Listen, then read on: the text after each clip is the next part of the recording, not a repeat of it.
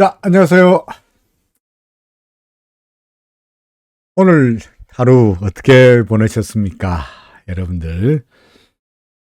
저는 오전에 아침 9시부터 대진증권에서 강의를 해달라 그래가지고, 3시간 동안 오전에, 어, 여기 성남 위례까지 가가지고, 거기서 기술적 분석 강의를 하고 돌아왔습니다. 아무래도 이제 증권사 직원들 대상으로 한 강의다 보니까 실전적으로 기술적 분석법, 주로 일목균형표 RSI를 주로 이야기했습니다만은 RSI고 일목균형표를 가지고 매매하는 방법을 이야기를 했죠, 그죠? 그러면서 최근 들어서 시장에 대해서 좋다, 나쁘지 않게 본다. 다만 내래 여러분들에게 말씀드렸습니다만은 현재 시장은 완벽하게 상승 추세를 100% 확신할 수 있는 상황은 아니다. 하지만 추세가 하락세에서 상승세로 돌아서는 6가지 단계 중에서 5가지 단계 정도를 지나갔으니까 확률적으로 거의 이제 추세가 완벽하게 상승세로 돌아서기 직전의 막바지에 와 있다.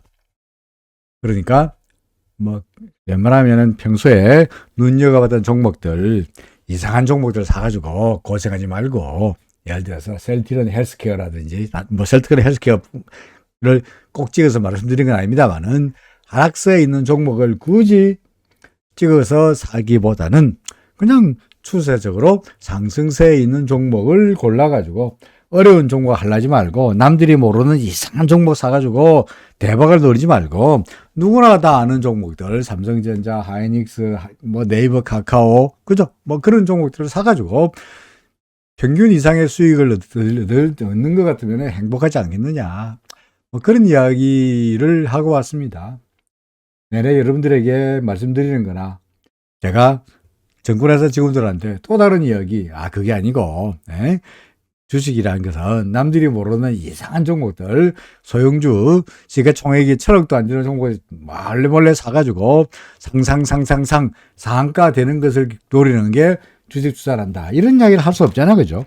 그렇게 믿지도 않고요. 그러니까 그 이야기나 이런 이야기나 여러분들이 하는 이야기나 거기서 하는 이야기나 결국은 같은 이야기였습니다. 거기는 아무래도 주어진 시간이 짧으니까 짤막짤막하게 이야기할 수밖에 없을 거예요. 여기는 매일매일 여러분들하고 같이 질문에 대답도 하고 그러다 보니까 평소에 제가 시장에 대해서 가지고 있는 생각들을 그야말로 그래서 날 끝대로 여러분들에게 다 보여드리고 있습니다. 벌써부터 이런 말씀드리기 그렇습니다만은 제가 언제까지 이 방송을 할 수 있을지 모르겠습니다만은 약간 여러분들이 제 방송을 듣고 있는 한에는 이따가 제가 여러분들보다 그래도 좀 더 오래 주식을 했으니까 여러분들에게 제가 그동안에 쌓았던 여러 가지 경험이나 노하우나 그런 것들을 여러분들에게 조금이라도 더 알려드리고 싶다. 그런 생각으로 이 짓을 매일같이 헐레벌떡 아침에 강의 갔다가 헐레벌떡 들어와가지고 시장 얼른 체크하고 다시 여러분들하고 이야기하고를 반복하고 있는 거죠. 그죠? 자, 어제 우리가 뭐라고 말했습니까?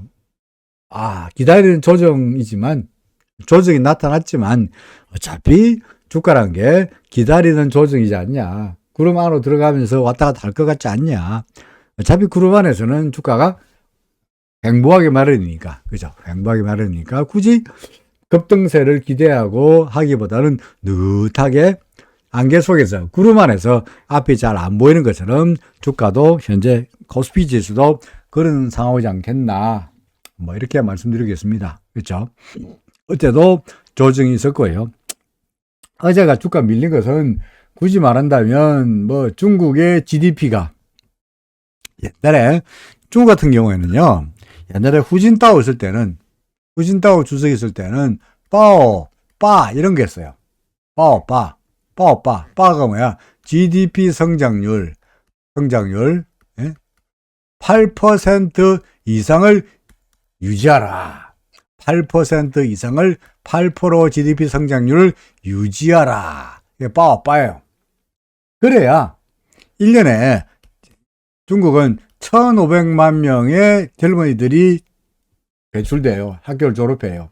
얘들이 직장에 뛰어들어요. 그래서 1,500만 명의 젊은이들이 실업률이 더 높아지지 않으려면 1,500만 개 이상의 일자리가 만들어져야 되는 거야. 그래서 1,500만 개 일자리가 만들어지기 위해서는 중국의 GDP 성장률이 8% 이상을 돼줘야 된다는 거죠. 그래서 후진타오 시절에는 8% 이상의 성장률을 유지하라가 지상 목표였어요. 그러다가 성장이 둔화되니까 슬슬 바뀌어가지고 7% 성장률도 괜찮다. 시진핑 시절에는 6% 성장률도 나쁘지 않지 않냐. 였죠. 그죠? 그래서 지금 현재는 6% 정도 성장하면은 감지덕지 좋은 걸로 이야기되고 있는데 어제 발표된 GDP는 몇 프로? 3% 수준이었죠. 그죠? 그러니까 목표의 절반밖에 안 되다 보니까 중국의 성장률이 안 좋다는 이유로 주가가 약간 주춤거렸고 상하이 지수가 약간 밀렸고 그러다 보니까 우리나라 시장도 오후에 조금 하락폭을 늘려갔다. 이렇게 설명이 됩니다. 굳이 말한다면. 하지만 저처럼 차트를 믿는 저희들은 뭐라고 말합니까? 구름 안에 있으니까. 그죠? 구름 안에 있다가 올라가다가 구름에 저항을 받고 왔다가 타는 거지. 구름 안에서 왔다가 타는 거지. 그 이유에 대해서는 별로 관심 없죠. 굳이 말한다면 어제는 중국 때문에. 그죠? 좀 밀렸다. 오늘은요. 굳이 말한다면 골드만삭스가 그죠? 미국의 골드만삭스가 실적을 발표했는데 실적이 나쁘는 바람에 골드만삭스 주가가 한 7% 빠졌나? 하락폭이 컸고요. 이게 이제 전반적으로 다우 지수를 끌어내렸고 그 다음에 S&P도 끌어내리면서 미국 시장이 간밤에 좀 밀렸습니다. 나스닥 지수는 올랐습니다만은 테슬라가 올라가는 바람에 나스닥은 올랐습니다만은 골드만삭스가 떨어지는 바람에 다우나 S&P가 떨어졌어요. 그게 이제 우리 시장의 하락세로 나타났다. 굳이 설명한다면 그렇게 되는데 저는 하는 말이지 지나고 나서 주가가 떨어지고 나니까 오늘 주가가 왜 떨어졌냐? 기관들이 팔아서 주가가 떨어졌다. 라고 말하기에는 좀 뭔가 좀 부족하니까 그럴싸하게 설명하려고 그러니까 골드만삭스가 말이야 실적이 나쁘게 나와가지고 그래서 미국 주가가 떨어지는 바람에 시장 전반적으로 악영향을 미쳤다. 하는 소리예요. 근데 정작 우리나라 시장의 드라이브인 소위 그 주된 시장을 이끌어가고 있는 외국인들은 오늘 안 팔았네. 샀네. 그죠? 샀습니다. 외국인들 샀음에도 불구하고 주가는 약간의 마이너스로 끝났어요. 결국은 누가 사고 누가 파는 게 중요한 게 아니고 지금 현재는 어떤 국면이다? 여전히 조정 국면이다. 그죠? 구름 안에서 그렇죠? 구름 안에서 왔다리 갔다리 하는 구름 안에서 왔다리 갔다리 코스피입니다. 그죠? 코스피 구름 안에서 왔다리 갔다리 하는 여전히 코스피는 조정 국면이다. 굳이 말한다면 여기까지가 1번 파동이고 지금이 2번 파동이지 않겠냐. 그죠? 또는 그죠? 여기가 마지막이니까 여기가 1번 파동, 얘가 2번 파동. 2번 파동, 다음에 3번 파동이 시작되고 있는데 3번 파동의 첫 번째 파동, 3번 파동의 두 번째 파동, 3번 파동의 세 번째 파동, 네 번째 파동, 다섯 번째 파동으로 가기 위해서 약간 조정을 보이는 거다. 그렇죠? 여기가 1의 1 설명했죠? 여기가 1의 2, 여기가 1의 3인데 1의 3의 첫 번째, 두 번째, 세 번째, 네 번째, 다섯 번째 중에서 약간 첫 번째, 두 번째 약간 조정을 보이는 거다. 일목으로 말한다면 구름 안에서 왔다 갔다. 구름이 뭡니까? 구름이 저 하늘 위에서는 구름이죠. 그죠? 이게 밑으로 내려오면은 뭡니까? 안개입니까? 그죠? 그렇죠. 안개가 별 겁니까? 하늘에 있는 구름이 땅으로 내려오면 안개인 거야. 똑같아요. 수증기잖아요. 그죠? 그러니까 안개 예를 들어서 안개를 안개 낀 장충당공원이라는 노래 듣긴 합니다만 안개가 끼어 있을 때 우리가 고속도로를 달리면은 앞이 안 보이죠. 안 보입니다. 자동차가 속도를 낼 수 있습니까? 못 냅니다. 엉금 기어갑니다. 앞이 잘 안 보이니까. 마찬가지입니다. 주가도 구름 안에 있을 때, 다시 말해서 안개 안에 있을 때는 속도를 낼 수가 없으니까 엉금 기어갑니다. 그러다가 안개가 걷히면, 이렇게 안개가 걷히면 얘가 위로 가거나 밑으로 가거나 둘 중에 하나겠죠. 그죠? 우리는 위로 간다고 보고 있습니까? 밑으로 내려간다고 보고 있습니까? 당연히 위로 올라간다고 보고 있다. 그런 이야기죠. 그러니까 조정을 보이고 있을 때 요즘처럼 주가가 크게 올라가지 못하고 빌빌거릴 때 아이고 큰일 났구나. 내가 가지고 있는 주식을 빨리 팔아야 되겠구나가 아니라 평소에 눈여겨보고 있던 종목들을 주가가 쌀 때 여러분들의 포트폴리오에 담을 찬스다 하는 거죠. 그죠? 요새 최근 들어서 이제까지 제가 여러분들에게 네이버 사라고 단 한 번도 말씀드린 바 없습니다. 네이버입니다. 그죠? 네이버 사라고 말씀드린 바 없습니다. 별거 없죠. 과거에 주가가 이 구름 밑으로 헤매고 있을 때는 우리 네이버 뭐라고 그랬죠? 쳐다도 안 본다 그랬죠. 쳐다보지도 않는다. 이거 말라고 사냐? 이거 말라고 좋은 종목 많은데 이거 말라고 사냐? 라고 말씀드렸죠. 안 사기 잘했잖아. 그죠? 바닥 이렇게 안 찾아. 우리는 구름 밑에 있고 하락세니까 이런 종목 그들 떠보지도 않아요. 알아다 하지만 지금은 이 별볼을 없던 네이버가 드디어 구름 밖으로 고개를 냈으니까 이제는 네이버 빅테크가 어떻고 무엇이 어떻고 금리가 어떻고 다 쓸데없는 소리고 그동안에 그게 다 이간에 다 반영이 돼서 그동안에 주가가 내내 하락세로 보였는데 지금 들어서 주가가 고개를 든다는 이야기는 그동안의 악재가 주가에 충분히 그죠? 반영됐고 주가가 오를만 하니까 오른 거다 이거죠. 그렇지 않겠습니까? 그러니까 네이버 괜찮아 보인다는 거죠. 카카오 똑같은 이야기야. 제가 여러분들에게 그동안에 카카오 사랬습니까 말랬습니까? 사라고 한 이야기 전혀 없어요. 그죠? 사라고 한 적 전혀 없습니다. 그냥 우리는 카카오를 쳐다보면서 그냥 폼으로 카카오 본다 그랬지 카카오를 사라고 말씀드리면 없는데 최근 들어서가 여러분들에게 뭐라고 말씀드리겠죠? 카카오 사라. 그죠? 마우스가 제가 버렸는데 있구나. 카카오 사라. 그죠? 이야기하고 있잖아요. 어제는 어떤 증권사에서 카카오의 실적이 어떻고, 실적이 어떻고, 전망이 어떻고, 해서 투자 등급을 하향 조정했습니다만은, 투자 등급을 하향 조정하거나 말았거나, 우리는 얘가 카카오가 구름 밖으로 나왔으니까, 예상하기를 어떻게 된다고? 구름 바로 날아가기보다는 구름 근처까지 갔다가 가는 거로 예상하고 있죠. 그죠? 이거 어차피 우리는 이게 소위 눌림목이 나타날 거라고는 우리가 다 알고 있던 일이니까, 눌림목이 나가지고, happen to be, 어제 증권사의 그 투자 의견이 하향 조정하면서 주가 밀린 것은 어차피 나타날 수 있는 눌림목이 나타날 일종의 핑계에 불과하다는 거죠. 이렇게 되겠죠. 그러니까 떨어질 때마다 매수. 그죠? RSI로 본다면 만약에 그게 아니고 나 RSI로 거래한다. 그럼 여기는 어찌 됩니까? RSI로 봐서는 매도. 여기가 매수. 그렇죠? RSI가 여기가 매수. 그렇죠? 여기가 매도. 여기서 사서 여기서 파니까 이만큼의 수익이 났지. 물론 이 경우에 RSI로 거래할 때는 일목이 나발이고 볼 필요 없고 그냥 RSI가 사라 그러면 사고 RSI가 팔라 그러면 팔면 되죠. 그렇게 해도 되고요. 단타라는 경우고 그게 아니고 일목에 따른다면 구름 밖에 나왔고 내내 하락세에 보였다가 이제 조정을 보이기 시작하니까 떨어질 때마다 야금야금 분할 매수 측면에서 담아가시라. 현재는 카카오, 네이버 전부 다 구름 위로 나와 있고 후행스팬 밖으로 나와 있고 기준선전에서 다 교차했고 우리가 제네에서는 추세가 상승세에서 하락세로 바뀌는 6가지 단계를 모두가 거쳤죠. 이제는 남은 건 뭡니까? 본격적으로 올라가는 일밖에 안 남았다는 거죠. 올라가는 일밖에 안 남았다. 그러니까 네이버고 카카오고 좋다 이겁니다. 그렇죠? 나쁘지 않다. 그러니까 전반적으로 지수도 이제는 조금씩 힘을 내고 있죠. 구름 안에서 왔다 갔다 조정이야. 크게 겁낼 일은 아니고 왔다 갔다 하다가 결국은 구름 밖으로 나갈 테니까.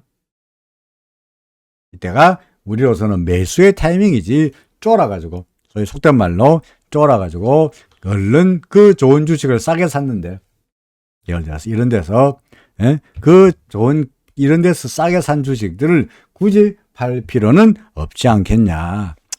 그런 이야기입니다. 코스닥도 똑같은 그림이죠. 그죠? 역시 뭡니까? 구름 안에서 왔다 갔다 하는 상승이니까 구름 안에서 왔다 갔다 하다가 뭐 어딘가 방향을 보이겠죠. 그죠? 방향을 보이겠죠. 다시 한번 힘을 내지 않겠나 싶고요. 사실은 전에도 얘가 구름 안에서 왔다 갔다 하다가 우리는 사실은 위로 올라갈 때 기대했었는데 이 구름 밑으로 떨어지는 바람에 다소간 실망스러웠습니다만은 다시 한번 힘을 내고 있잖아요. 이번에는 진짜로 구름 밖으로 나가면서 상승세가 되기를 기대해 봅니다. 그렇죠. 그러니까 코스닥도 마찬가지입니다. 자, 오랜만에 변동성 지수 한번 보겠습니다. 변동성 지수. 알다시피 변동성 지수가 상승하면 이게 다른 말로 공포 지수니까. 변동성 지수가 상승하면 시장의 공포감이 커지는 것이니까 주가는 어떻게 됩니까? 하락하는 분위기죠. 그죠? 맞습니까? 반면에 변동성 지수가 떨어질 때는 공포가 사라지고 용감함이 생기는 것이기 때문에 주가는 올라가게 되어 있습니다. 그렇죠. 그러니까 이때부터 시작해서 이때 소위 공포지수, 변동성 지수가 구름 밑으로 내려올 때부터 시작해서 작년 11월 달부터 시작해서 시장은 변동성 지수는 떨어지고 주가는 슬금슬금 상승세를 보였죠.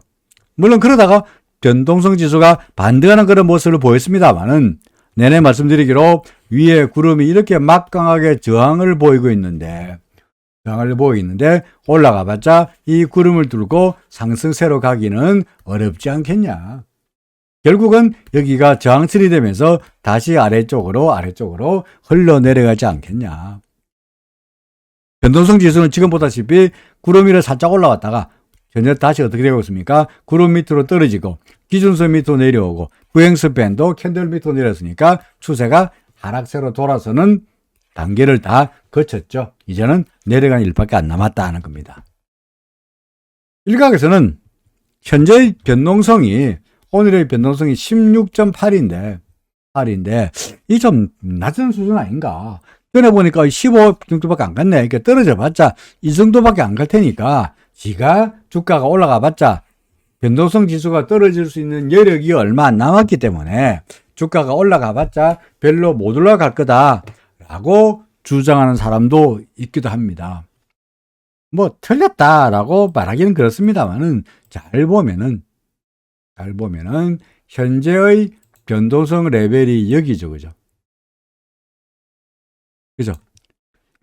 예전에 이거보다 낮은 적이 있었습니다. 근데 최근 들어서 되게 이때가 바닥이 아니었나라고 말하지 몰라도 좀 더 그려본다면 과거에 예를 들어서 주봉으로 볼까요? 주봉으로 좀 본다면 과거에 현재 우리가 여기 있습니다. 여기. 그렇죠? 우리 현재 변동성 지수가 여기 있어요. 여기 있는데 과거에 이게 결코 아래쪽이 아니고 우리 이거보다 훨씬 더 낮은 데가 심지어 변동성이 9.7까지 간 적도 있었어요. 보이죠? 그죠? 그러니까 지금의 변동성이 결코 낮은 수준이고 바닥이다라고 말하기에는 성급하다는 이야기죠. 충분히 더 내려갈 수 있는 여력이 있을 것 같다. 일봉으로 보더라도 변동성 지수의 차트를 보면은 위쪽에 구름이 막강하게 버티고 있으니까 올라갈 때는 올라가더라도 당장에 얘가 올라가기는 어려울 거고 아마도 밑으로 헤매다가 구름이 얇은 데로 골라가지고 이렇게 올라가면 몰라도 지금 당장 올라가기는 어려울 거다. 그러니까 지금 당장은 주가가 뭐 하락한다거나 변동성이 급등한다거나 하락해서 시장이 혼란에 빠질 가능성은 시장의 공포에 빠질 가능성은 낮다.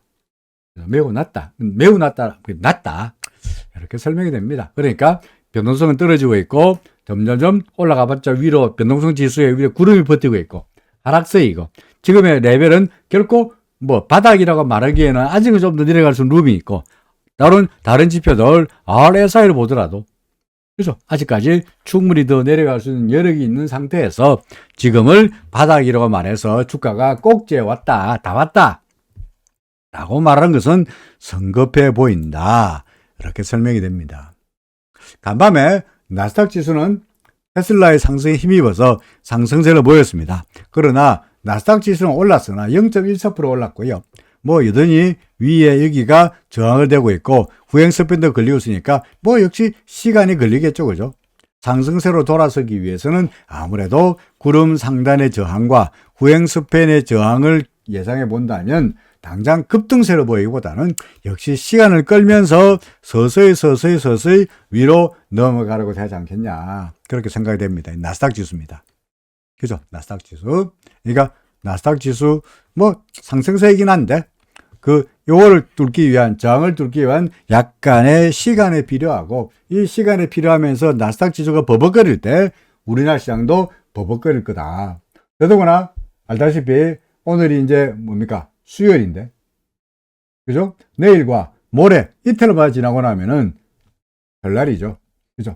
설날입니다. 그러니까 설날이면 다음 주 24일까지, 그죠? 다음 주 24일까지, 월요일, 화요일까지 설날 연휴로 쉬게 됩니다. 그러니까 설날 전에 공격적으로 그 이후에 어떤 일이 벌어질지 모르니까 아무래도 연휴를 앞두고 기관이건 외국인이건 또는 일반인이든 간에 공격적으로 설날 이후를 기대하면서 공격적으로 사놓고 뭔가 설날에 텔레비 보고 있는데 뉴욕에서 주가가 폭락했다. 그러면 설날이 얼마나 우울하겠어요. 그러니까 설날을 앞두고 또는 추석 연휴를 앞두고 공격적으로 주식을 사가지고 베팅하기에는 상황이 그다지 좋지 못하죠.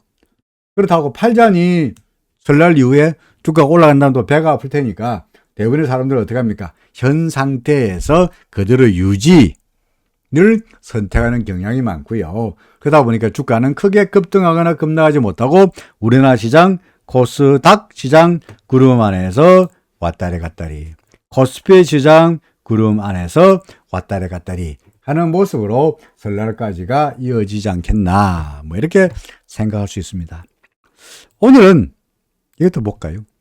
오늘은 주목할 만한 사실이 BOJ가 일본은행이, 그죠? 일본은행이 소위 YCC가 뭐죠?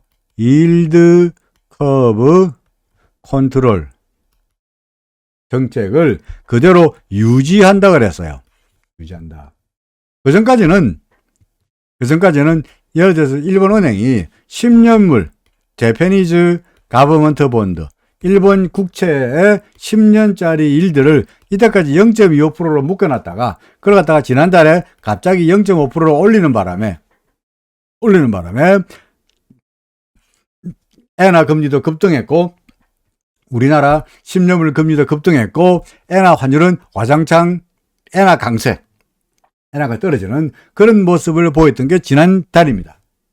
그죠? 근데 이번 달에 오늘 일본의 통화정책회의에서는 시장에서는 혹시 이 YCC 일드 커브 컨트롤이 뭐냐니까 금리를 억지로라도 끌어내리겠다는 전략이에요.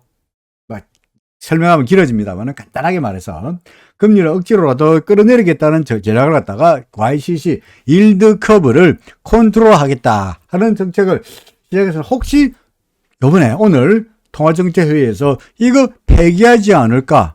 다시 말해서 10년물 탑을 갖다가 그 전에 0.25로 잡았다가 이걸 0.5로 올려놨는데 이것마저 폐기해버리면은 엔화 금리가 급등하고 올라가고 그로 인해 가지고 뭔가 변화가 있지 않겠냐라고 우려했는데 정작 뚜껑을 열어보니까 뭐라고 말했죠? YCC 그대로 유지한다라고 발표했습니다. 다시 말해서 10년물 금리를 여전히 0.5% 이상 올리지 않겠다. 금리를 억지로라도 끌어내리겠다 하는 기존의 정책을 그대로 유지하겠다라고 발표하면서 N금리는 어땠습니까? 하락할 수밖에 없었죠. 그죠? 더 이상 금리를 끌어낸다 그랬으니까 엔화 금리는 하락, 따라서 엔화는 어떻게 됐죠? 약세가 됐죠. 그죠? 약세가 됐죠. 엔화 약세가 됐다는 이 말이 무슨 말이야? 달러가 강세됐다는 말과 같은 말이죠. 그죠? 엔화 약세, 달러 강세. 달러 약세, 엔화 강세. 같이 반대로 움직이니까. 그죠? 같은 이야기잖아. 보다시피 엔화가 어제 얼마 전까지 127 하던 엔화가 1달러를 사는데 127엔 있으면 됐는데 오늘 같은 경우에 얼마가 되느냐? 130엔이 있어야 130엔이 있어야 됩니다. 그러니까 엔화 똑같은 달러 사는데 엔화가 3엔이나 더 필요하죠. 그 이야기는 엔화 가치가 떨어졌다는 겁니다. 환율은 올라가고 달러는 강세인데 엔화가 약세를 보인 겁니다. 왜 약세입니까? 금리를 끌어내린다고 했으니까. 그러면 엔화가 약세고 달러가 강세면은 우리나라 달러 대 원화 환율도 영향을 미쳐가지고 엔화가 약세니까 우리나라 원화도 덩달아서 약세를 보이고 환율이 올라줘야 되는데, 그렇죠. 그전에 우리나라 환율이 떨어진 것도 엔화가 강세잖아. 엔화 환율이 떨어졌으니까 우리나라 환율도 떨어졌다는 이야기인데, 오늘처럼 엔화 환율이 갑자기 급등했는데 우리나라 달러 대 원화 환율은 급등했나요? 아니요. 보세요. 오늘 달러 대 원화 환율은 우리나라 달러 대 원화 환율은 오히려 1원30전 하락했습니다. 그렇죠? 엔화 환율은 올랐잖아. 엔화는 약세를 보였으나 환율은 떨어지면서 오히려 원화는 어떻게 됐습니까? 강세를 보인 거야. 평가 절상을 보인 거야. 그러니까 거듭 이야기합니다만은 현재로 봐서는 달러 대 원화 환율의 추세는 확연하게 하락세이고 이것이 우리나라 시장에서 주식시장에서 외국인들의 매도의 빌미가 되는 악재가 될 수 없다. 환율 때문에 외국인들이 우리나라 주식을 팔고 그로 인해 가지고 주가가 떨어지고 할 가능성은 없다. 그죠? 실제로 오늘 같은 경우에 외국인들은 긴급 뉴스가 왔습니다. 엔화 환율이 오르고 엔화가 약세를 보였음에도 불구하고 외국인들은 오늘 매수하는 모습이었죠. 그죠? 갑자기 긴급 뉴스라 그러니까 또 안 볼 수가 없죠. 무슨 이야기인지 한번 보고 가겠습니다. 이창용, 지금 한국은행 총재가 기자들하고 여러 가지 이야기를 하고 있습니다. 그래서 한국은행 총재 이야기가 계속 속보로 나오고 있습니다. 여기도 있죠. 이창용 총재가 우리나라의 단기 변동금리 대출이 비중이 높아가지고 참 걱정이다. 기준금리는 올리는데, 모기지, 우리 주택 대출이 있어가지고 금리가 올라갈 때 단기 변동금리로 가니까 참 걱정이다. 라고 한 말씀 했은 게 긴급 뉴스로 나왔고요. 그 다음에 전기요금 때문에, 최근 들어서 어차피 우리나라는 원자력 안 하고 원자력 탄닥해가지고, 그죠? 가뜩이나 그러는 바람에 어차피 한전은 매십적으로 적자니까 적자를 메꾸기 위해서는 채권을 발행하거나 전기요금을 올릴 수밖에 없어요. 그러니까 앞으로 전기요금 계속 올라갈 거예요. 전기요금이 올라가면은 전기요금 올라간 것이 아니라 지하철 요금도 올려야 되고, 그죠?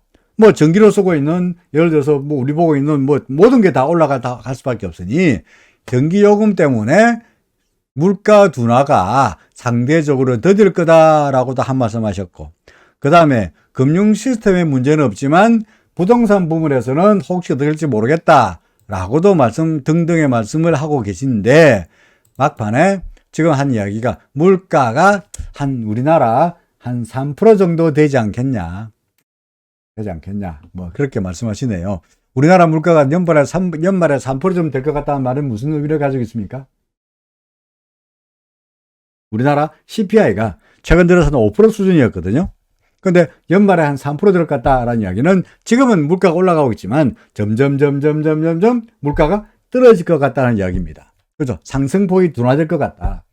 우리나라 물가의 상승폭이 둔화될 것 같다는 이야기는 다른 말에 이야기해서 한국은행이 더구나 그 앞에서 계속적으로 지금 뭘 치고 있잖아요. 뭐라고 치고 있습니까? 변동금리 때문에, 단기금리 때문에 부동산 거길 났다. 변동금리, 대출금리를 빌렸는데 금리가 올리는 바람에 그게 부실화되지 않을까 걱정스럽다. 이런 이야기 하면서 우리나라 물가가 연말에 한 3%쯤 올라가겠다라고 한 이야기는 간단하게 한 단어로 말해서 이제 앞으로 금리 더 올릴 거야, 올리겠다는 이야기입니까? 이제 금리 이제 안 올리겠다는 이야기입니까? 그래서 금리 이제 더 이상 올리지 않겠다는 이야기를 이렇게 저렇게 말을 둘러가지고 애둘러서 표현하고 있는 거예요. 금리를 계속적으로 올렸더니 영끌족들이 얼마나 금리 부담 때문에 힘들겠노. 그죠? 금리를 올렸더니 부동산 가격이 떨어지는 바람에 부동산 부분의 금융 시스템에서 리스크가 있은 거로 리스크에서 보고 다른 건 괜찮은데 부동산 부분에 걱정이 된다. 단기 변동금리 대출 비중이 높아가지고 금융 시스템에서 불안해질 줄 이상 무섭다. 다 똑같은 이야기죠. 그죠? 그러니까 금리를 올리지 않겠다라는 말입니다. 그동안 내내 주장했습니다만은 미국도 그렇고 우리나라도 그렇고 금리가 향후에 더 이상 올라갈 가능성은 낮죠. 오래간만에 우리 패드워치 한번 보겠습니다. 패드워치. 그죠? 패드워치. 이제 2월 1일 날 미국의 FOMC가 있으니까 2월 1일 FOMC 미팅까지 며칠 남았느냐? 14일 하고도 11시간 54분 57초 남았다. 인데 FOMC에서 이번 달 FOMC에서 미국의 금리가 어떻게 될 거냐에 대한 시장의 예측치를 본다면 현재 금리가 4.25에서 4.5%입니다. 현재. 그죠? 현재 4.5인데 1월 달에 2월 1일 날, 그죠? 2월 1일 날에 미국의 금리가 어떻게 될 것 같나? 94.2% 압도적인 사람들이 앞으로 우리나라 미국의 금리가 현재는 4.5인데 최고 금리가 얼마 될 것 같나? 4.75 될 거다. 다시 말해서 몇 프로? 요번에 0.25% 올릴 거다라고 예상하고 있죠. 그죠? 네, 94%에 해당하는 사람들이 이번 FOMC에서 2월 1일 날 FOMC에서 금리 0.25% 올릴 거다라고 예측하고 있습니다. 그러면 3월 달에는 3월 22일 날 있는 FOMC에서는 금리가 몇 프로 될 것 같습니까? 현재 4.5인데 2월 1일 날 올려가지고 4.75가 되겠죠. 그죠? 올라가지고. 그런 다음에 어떻게 될 것 같습니까? 78.9%에 해당하는 사람들이 5%될 거다라고 예상하고 있습니다. 그러니까 3월 달에도 그러니까 2월 달에 그죠? 2월에 0.25 올리고 그죠? 그다음에 요 3월 22일 날 3월 달에 0.25 올려 가지고 이제 5%가 되죠. 지금 현재 4.5인데 긴급 뉴스가 또 왔습니다. 말씀하셨네요. 4.75가 되고 5% 되겠다는 이야기죠. 그죠? 자, 그런 다음에 그러면 예를 들어서 한 번 더 지나서 5월 3일 날 FOMC에서는 얼마 될 것 같나라고 봤더니 보다시피 뭡니까? 56.3%에 해당하는 사람들이 5% 될 거다. 이미 현재 4.5인데 2월 달에 4.75 될 거다. 그 다음에 3월 달에 5% 될 거다 했는데 3월 달에 그러니까 5월 달에는 5월 달에는 어떻게 될 거냐고 봤더니 5% 될 거다. 올리지 않겠다 하는 사람이 56%, 0.25 올려가지고 5.25 될 거다 하는 사람들이 31%입니다. 그죠? 그러니까 5%좀 올리고 나면은 3월달에 올리고 나면은 한 번 올리고 두 번 올리고 나면은 그 다음부터는 올리지 안 올리지 잘 모르겠다는 이야기죠. 재미있는 것은 더 지나가서 6월달로 가면은 6월달입니다. 6월달로 가면은 그때 가서 금리가 어떻게 될 것 같습니까? 5% 될 거다 하고 예상하는 사람이 53%, 5.25 될 거다 하고 예상하는 사람이 33%. 여전히 금리 안 올릴 것 같네. 맞습니까? 7월달에 가면은 7월달입니다. 7월달. 왜 이래. 그렇지. 7월달에 되면 어떻게 될 것 같습니까? 7월달에도 여전히 안 올릴 것 같습니다. 9월달에 가면은 이제는 오히려 4.75 될 거라고 예상한 사람들이 31%로 늘어나고 있습니다. 11월달 되면 어떻게 될 것 같냐? 4.75 될 사람이 있는 데다가 4.5가 될 거다 하고 하는 사람들도 18.9%로 된다 이거죠. 무슨 말이냐? 미국의 금리는 현재 4.5에서 그죠? 4.75 그 다음에 5%가 된 다음에 이게 2월달 3월달까지 5%가 된 다음부터는 쭉 유지하다가 점점 어떻게 됩니까? 하락할 가능성이 높다. 따라서 미국의 달러 금리가 5% 이상 올라갈 가능성은 별로 높지 않다. 올라가 봤자 한 번 더 올려가지고 5.25가 맥시멈 피크가 되지 않겠냐 하는 이야기입니다.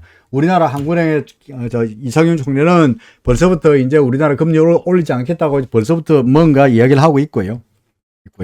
미국도 그렇고. 그러니 작년에는 주가가 줄창 떨어진 걸 작년에 제가 여러분들에게 무슨 이야기를 한 적이 있냐니까 엘리펀트 인 더 룸이라는 이야기를 계속 한 것 같습니다. 방 안의 코끼리. 이 무슨 이야기냐? 제가 그림을 못 그리니까 안 그리겠습니다만은 이 방 안에 코끼리가 들어앉아 있으면은 얼마나 답답해요.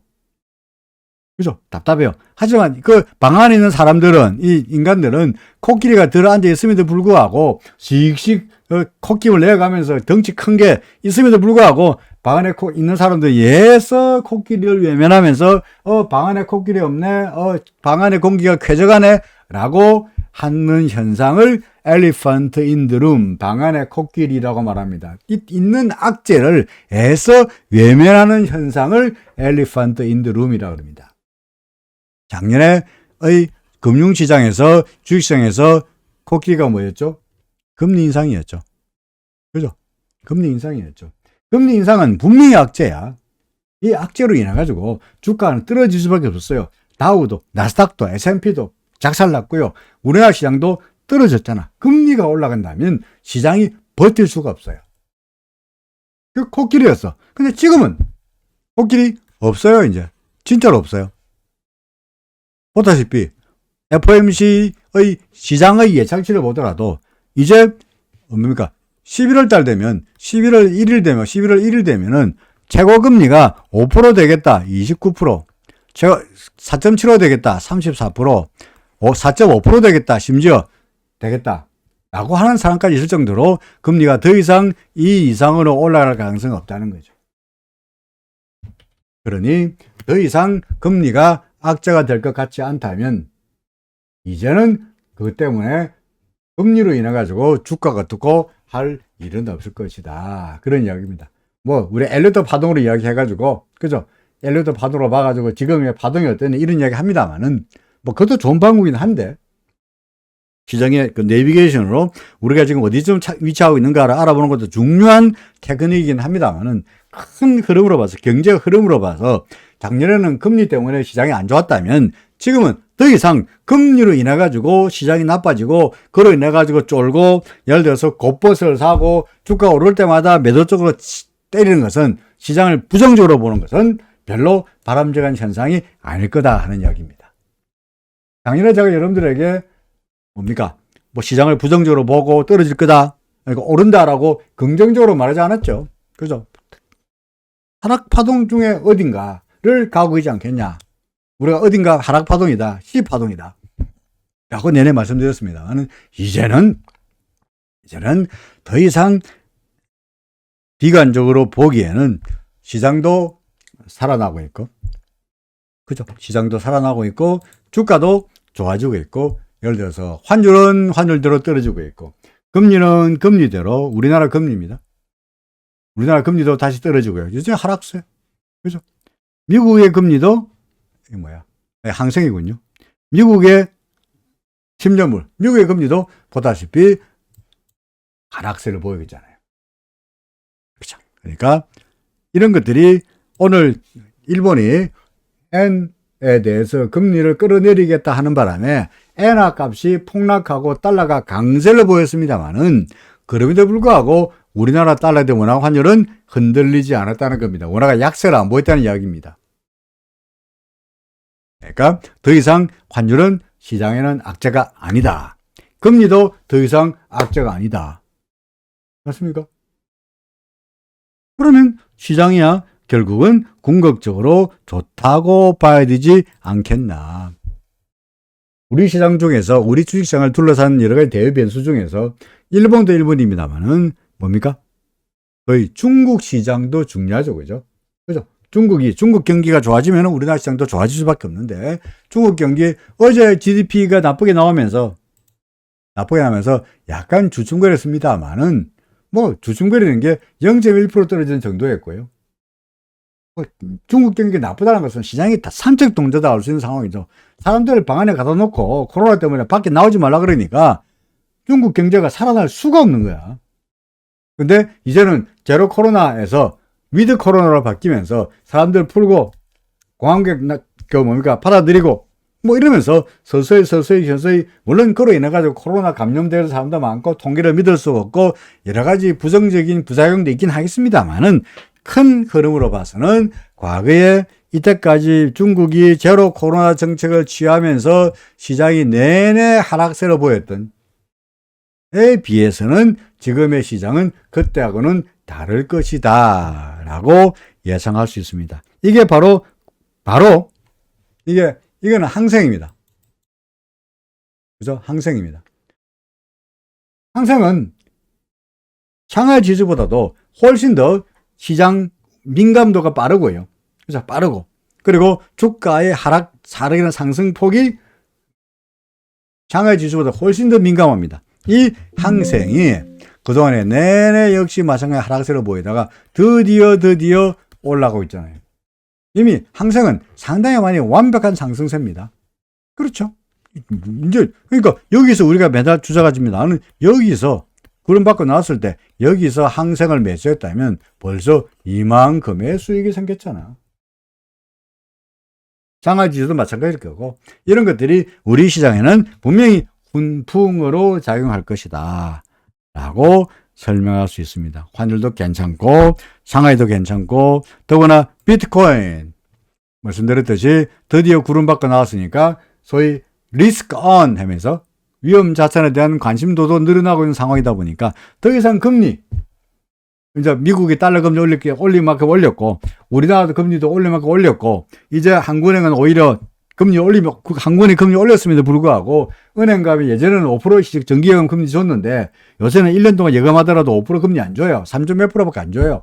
금리도 예금 금리를 거의 탑에 쳤고 예술금리도 거의 탑 친 것 같고 금리가 더 이상 올라가지 않는다라면은 전에는 주식 안 하고 은행 예금하더라도 괜찮겠지 하는 소위 안전자산, 예금자산에 대한 수요가 늘었다면 이제는 더 이상 예금에 대한 수요가 늘지 않을 거고 5% 기대했다가 은행에서 5%는커녕 3%밖에 이자 안 준다 그러면은 여러분들 어떻게 하시겠습니까? 에이씨 5% 금리 안 주고 3% 예금 줄 바에야 차라리 때려치우고 그것 가지고 주식이나 사자 하는 쪽으로 움직이지 않겠냐. 그 리스크 온 위험 자산에 대한 금리가 다시 올라가지 않으면서 금리가 탑을 치면서 리스크 온 하는 형태가 비트코인의 상승세, 이더리움의 상승세, 리스크 온 상태가 이더리움의 상승세 등등에 나타나고 있고 이것은 시장으로 봐서는 주식시장으로 봐서는 결코 악재라고 볼 수가 없죠. 그죠? 뭡니까? 호재면 호재지. 그죠? 비트코인 올라가고 이더리움 올라갈 때 우리나라 시장도 주식시장도 당연히 올라가면 올라가지 떨어질 확률은 낮다라고 말합니다. 오늘 주가 안 올랐는데요. 오늘 주가 떨어지던데요. 오늘 주가 떨어진 건 뭡니까? 구름 안에서 왔다리 갔다리 하면서 조정을 보이는 거지. 이게 하락세로 돌아서는 전조라고 말하기에는 무리가 있다. 그런 말입니다. 어떤 종목 살까요? 카카오 네이버 사라라고 말씀드렸습니다. 그죠? 네이버 사라, 카카오 사라 괜찮다. 그죠? 삼성전자 사라. 삼성전자는요? 구름 걸려가지고 구름 밖으로 뛰쳐나가려고 그러는데 구름 밖으로 뛰쳐나가려는데 얘가 끌어잡고 구름에서 나가지 마라고 잡고는 있습니다. 그러나 결국 우행스팬도 나갔고 구름 밖으로 나갔으니까 결국은 구름 밖으로 나갔다가 구름 근처에 갔다가 가는 이 눌림의 과정이 현재 나타나고 있는 것이지. 그죠? 이 눌림목 과정이 나타나고 있는 것이지 추세를 의심할 수 있는 상황은 아니지 않겠냐. 그죠? 예를 들어서 우리나라도 우리나라입니다만은 예를 들어서 외국에 이거는 마이크론 테크놀로지입니다. TSMC군요. TSMC입니다. 대만에 TSMC 어떻습니까? 나갔다가 조정받고 상승하고 있죠. 그죠? 필라델피아 반도체 지수 필라델피아 반도체 지수입니다. 어떻습니까? 나갔다가 조정받고 다시 올라가고 있죠. 그렇죠. 그 다음에 요거는 요거는 마이크론입니다. 마이크론. 어떻습니까? 나갔다가 걸려있죠. 그러니 필라델피아 반도체, TSMC, 마이크론 테크놀로지 다 나쁘지 않아요. 하락 다시 상승이야. 그러면 삼성전자는 우주될까요? 똑같죠. 나갔다가 조정받고 올라가지 않겠냐. 하이닉스는 어떻게 될까요? 마찬가지로 얘는 이제 여기서 지금 헤매고 있습니다만은 이미 후행 스피드 나갔으니까 요거 뚫을 시간만 버티면 금방 다시 상승하지 않겠냐. 이거는 아직까지 아닙니다. 그죠? 구름 밖으로 나가지 않았으니까 올인 들어가기에는 아직은 좀 성급합니다만은 이 부분에서 그죠? 구름 밖으로 나왔을 때 이 부분에서 일단은 타진 매수부터 해놓고 구름 밖으로 나가기를 기다리는 전략으로도 나쁘지 않아 보인다는 거죠. 하이닉스입니다. 반면에 삼성 바이오 사야 될까요? 아니요. 셀트리온 사야 될까요? 아니요. LG화학은요. 조금 샀는데, 그죠? 조금 샀는데 정찰병 보냈는데 여기서 이것 때문에 보행 스피드 못 넘어갔기 때문에 정찰병을 보냈는데 아무래도 조만간 정찰병을 도로 회수해야 되겠죠, 그죠? 정찰병 돌아와라 해야 될 것 같습니다. 아무래도 불안불안합니다. 삼성 SDI는요 똑같죠? 삼성 SDI는 정찰병을 보낸 상태도 아니었죠, 그죠? 이랬으니까 보행 스피드 여기 있으니까 정찰병 보낸 상태도 아니고 그냥 관망하면서 쳐다보는데 여전히 관망이죠. 기준선도 못 넘겼고 이러니까 여전히 관망. 그렇죠? 그 다음에 반면에 현대차 조금 사볼까 하는 정도입니다. 그죠? 현대차. 그렇죠? 현대차는 요거 본다면 조금 사볼까? 구름이 얇으니까 예전에 이때는 넘어가더라도 구름이 워낙 두터우니까 참 리스크가 크으나 지금은 구름이 얇으니까 이걸 넘기기에는 상대적으로 용이하지 않겠냐라는 생각에 현대차 사고 싶다 그러면은 조금만 사보세요.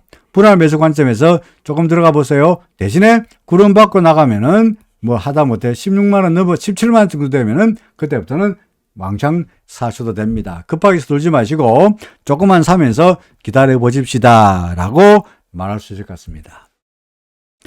어제부터 며칠 전부터 제가 포스코 주장하고 있죠. 그죠? 리튬 세계적으로 리튬 공급난인데 엄청난 광산을 가지고 있다 보니까 리튬 광산 개발해서 포스코 같은 경우에 상당히 기대가 된다. 실제로 주가가 빵 올랐고요. 구름 받고 나갔으니까 조정받고 다시 가는 스토리가 예상이 됩니다. 역시 RSI가 약간의 조정을 말하고 있으니 조정을 보였다가 다시 한번 힘을 내지 않겠냐 싶습니다. 그러니까 조정을 기대하면서 매수 나빠 보이지 않죠? 그 다음에 하이브 여전히 나쁘지 않습니다. 또 YG 여전히 나쁘지 않습니다. 그렇죠? 또요 SM 여전히 SM 별 보였군요. 그 다음에 알겠지? 그 다음에 이제 근데 아모레지 그죠? 여전히 나쁘지 않습니다. LG 생활건강 똑같습니다. 또요. 그 다음에 우리 뭡니까? 이거 소위 시가총액 사회 종목들 삼성전자를 맨날 이야기하는데 삼성전기는 어떻습니까? 삼성전기입니다.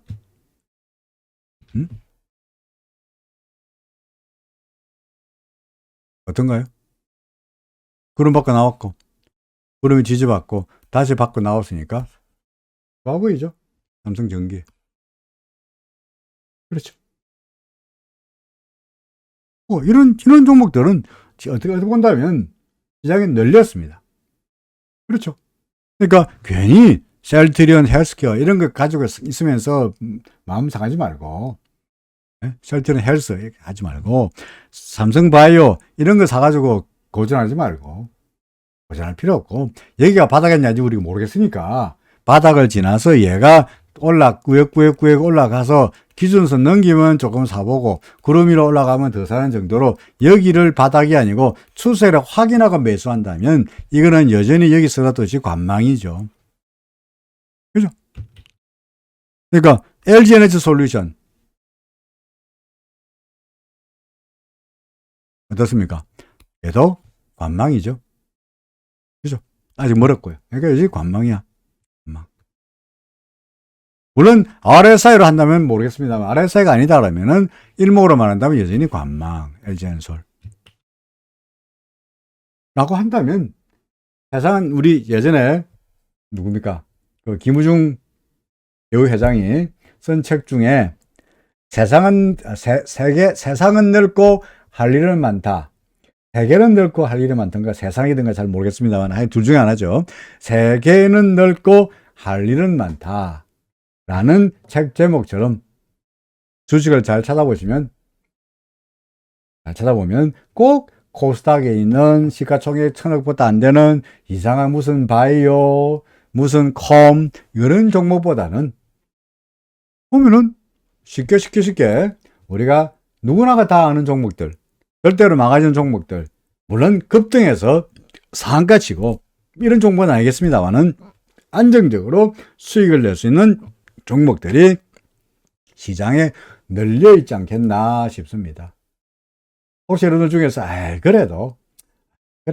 그래도 뭔가 화끈한 와장창창 올라가는 그런 종목도 좀 좋아 보이는데요 라고 하신다면 뭐 이런 거 뭡니까? 로보틱스입니다. 로보틱스. 로보티즈. 뭐 제가 특별히 로보트를 잘 모릅니다만은 왜 로보티즈냐? 구름 밖에 나왔네. 기준선 위로 올라왔네. 뭐죠? 부행수표 넘어왔네. 추세가 상승세네. 로보티즈. 이제 구름 밖에 고개를 싹 냈으니까 괜찮아 보인다? 라고 보여집니다. 물론 대형주가 아니기 때문에 다소간 좀 발라타일하고 변동성이 크긴 합니다만은 뭐 굳이 대형주도 괜찮다 라고 하신다면 이런 종목들은 꼭 로보티즈가 아니더라도 그런 종목들은 시장에 널려 있을 테니까 그런 종목을 고르셔서 매매를 하시면은 마음 편하게 주식을 볼 수 있지 않겠나 라고 요약됩니다. 시장은 상승세, 지금은 조정 국면, 파동으로 말한다면 2번 파동 정도로 보여집니다. 그렇죠? 2번 파동이라는 게 뭐의 2번이냐? 여기가 5의 1, 여기가 5의 2, 지금이 5의 3인데 5의 3의 1, 5의 3의 2 정도로 예상이 된다는 거죠. 그렇죠? 그러면 이 파동 계산이 맞다면 이 이론대로 한다면 조만간 이게 5의 1이고 여기에 5의 2고 지금 5의 3이니까 이게 5의 3이니까 여기가 5의 1이고 지금 5의 3이니까 5의 3은 필연적으로 5의 1을 넘어서게 되어 있죠. 그죠? 그래서 필연적으로 2500을 넘어설 될 거다. 그게 당장 뭐 설날 연휴 전에 나타나리라고 기대한 건 어불성설이고요. 그렇진 않겠고 시간이 끌긴 하겠습니다만 이제 1번이니까 2번 동그라미 2번 있고 그 다음에 올라가야 되니까 시간이 있긴 하겠습니다만 구름 밖으로 나오면서 주가가 그게 언제 확실히 되느냐, 이게 구름 밖으로 고개를 삐지게 내면은 그만큼 2500을 넘어설 확률은 더욱더 높아진다, 이렇게 말할 수 있을 것 같습니다. 곱버스, 인버스 이런 거 사가지고 그런 거 사면요, 인버스, 곱버스 사면요, 작년에는 그거 가지고 수익을 낼지 몰라도 거기 한번 맛을 들이면 만사 팔고 싶어요. 주가가 오르면은 과대평가된 것 같고, 주가가 오르게 하면은 시장이 미친 것 같고, 삼성전자 5만원도 안 될 주식이 10만원 가 있으면은 지금 말도 안 되는 것 같고, 그러니까 계속 팔고 싶어요. 그러면 주식 못해요. 그래서 여러분들에게 인버스 곧버스 하지 마라 라고 설명하고 있는 거고요. 엘리어트 파동도 궁극적으로 뭐라고 말씀드렸습니까? 엘리어트 파동은 결국은 궁극적으로 어떻게 된다고? 주가는 오른다. 그죠? 오른다. 이게 아닙니까? 그죠? 오른다니까 시장의 방향에 어긋나게 단기적인 조정을 예상하고 인버스 곧버스 사는 것은 단타로 그쳐야 되는데, 그게 여러분들 인버스 해보시면은 이게 단타로 그치지 않아요. 단타로 그치지 않아요. 예를 들어서 주가가 떨어지다가 오름세를 보입니다. 이때까지 인버스 사서 재미를 봤어요. 여기서 또 인버스 사, 셀을 해. 그냥 올라요. 그러면 여러분 어찌되면 잘못했구나. 내가 여기서 잘못했구나. 여기서 팔았는데도 올라가면은 잘못 봤구나. 올라가는 쪽으로 봐야 될 텐데, 이럴 때 사람들 어떤 생각을 하니까 이거 미쳤어. 시장이 이럴 리가 없어. 또 파는 거야. 올라가면 또 파는 거예요. 이 사람은 올라갈 때마다 인버스를 계속 어떻게 하고 있어요? 물타기 하고 있어요. 올라갈 때마다. 그러니까 주가가 떨어질 때, 여러분들 주가가 떨어질 때 이럴 때 계속 물타기 해가지고 망하는 거 아닙니까? 마찬가지 인버스는 주가가 상승할 때 인버스를 계속 물타기 하고 있으니 그것은 결국은 대망이죠. 그러니까 주가가 하락할 때는 인버스 하지 말고 뭐라 말이냐? 현금 가지고 가만히 있어라. 가만히 있어라. 떨어질 때 그 인버스 사가지고 돈 몇 푼 더 벌려고 하지 말고, 어차피 현금 가지고 기다리고 있으면 돈을 못 벌지만 그래도 손해는 아니니까 인버스는 거래하기보다는 올라갈 때도 레버리지로 먹고 내려갈 때는 인버스로 먹고 그럴라 하지 말고 그냥 가만 현금만 가지고 있다가 상승할 때 그때를 매수의 타이밍으로 보시라 라고 여러분들에게 말씀드리겠는 겁니다. 제가 인버스를 할 줄 몰라서가 아니고, 제가 풋옵션을 선물 매도를 할 줄 몰라서가 아닙니다. 안 하는 게 차라리 낫다 라는 이야기입니다. 할 말 다 했습니다. 시장 어제에 이어서 오늘도 조정을 보이고 있으나 크게 걱정하지 않는다. 조정 국면이란 게 하루 이틀로 끝날 게 아니니까 어제 빠지고 오늘 빠지고 조정 끝 상승 시작이라고 말하기에는 너무 도둑무신 보고요. 그동안에 많이 올랐으니까, 그동안에 여기서도 시작해가지고 이만큼 올랐잖아요. 그죠? 올랐으니까 좀 조정을 보이고 다시 가야지. 그러니까 조정을 보일 건데 이 조정이 구름 안에서 왔다 갔다 할 것처럼 보인다. 그러니까 조정이 나타난다 그래가지고 두려워할 필요는 없고, 평소에 눈여겨보던 종목들을 싸게 사는 기회로 삼거나 아니면 그냥 있는 주식 가지고 계시면서, 물론 항상 언제나 끝까지 가고 계시는 이야기 아니죠. 매도 신호가 나타나기 전에는 가지고 계시는 이야기입니다. 매도 신호 기준선을 이탈한다거나 구름 밑에 처박힌다. 그럼 팔아야죠. 그거 말고 그냥 구름 안에 있다. 기준선도 무너지지 않았다. 그런 종목을 굳이 매도할 필요는 없다라는 말입니다. 원칙대로 매매를 하는 것이 조정 국면을 지나가는 우리의 전략이다. 이렇게 요약 정리할 수 있을 것 같습니다. 할 말 다 했습니다. 오늘 질문도 없네요. 조용하시네요.